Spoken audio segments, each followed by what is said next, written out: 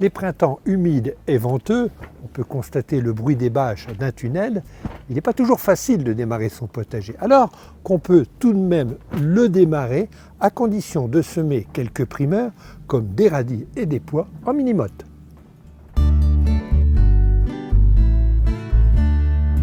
En principe, on ne repique jamais les radis. Les radis se sèment directement en pleine terre ou sous un châssis. Ici, exceptionnellement, nous allons les repiquer, ou plutôt nous allons les rempoter, nous allons les planter. En fait, ce sont des mini-mottes, et à l'intérieur de ces mini-mottes ont été semées 3 graines de radis. Des radis maintenant que nous allons installer en ligne sous un tunnel. Les radis se plantent comme ils se sèment. Il faut que la terre soit bien préparée en profondeur, il faut qu'elle soit la plus douce possible. On va tracer un sillon de quelques centimètres de profondeur, et au fond du sillon, je vais le gorger d'eau pour que les mottes de radis puissent bien s'imbiber.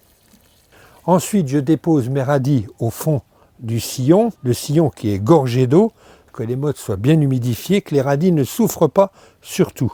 La distance entre les radis, elle est de 10 à 15 cm. Quand je dis des radis, c'est-à-dire que ce sont quand même des petits poquets de radis de 2 ou 3 radis par motte. Surtout ne brisez pas la motte, car sinon la reprise du radis serait impossible. Alors le principe avec les pois est à peu près identique aux radis. Je vais simplement les enterrer un tout petit peu plus fortement. Sur chaque motte, il y a entre 2 et 3 pois. Alors je tiens à préciser que les pois et les radis, c'est une belle association parce que les radis, lorsqu'ils seront consommés, ce sont les pois qui prendront la place.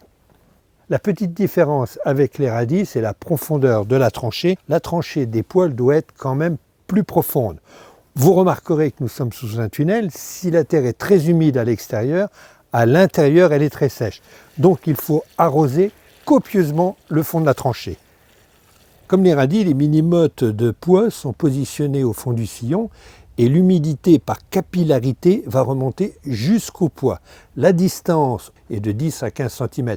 S'il s'agissait d'une culture en pleine terre à l'extérieur, on aurait écarté davantage les mottes et surtout écarté les pois.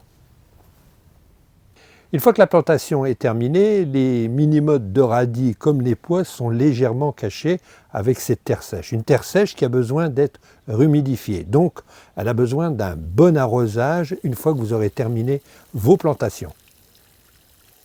Bien que cette culture de radis et de pois, on la retrouve rarement dans les conseils de jardinage, on pourrait dire quasiment jamais, eh bien elle s'applique à partir du mois de janvier jusqu'au mois de mars, si vous n'avez pas accès à votre jardin. Donc ici c'est sous un tunnel, et si le temps l'avait permis, on aurait pu planter les radis et les pois dans des carrés de potager.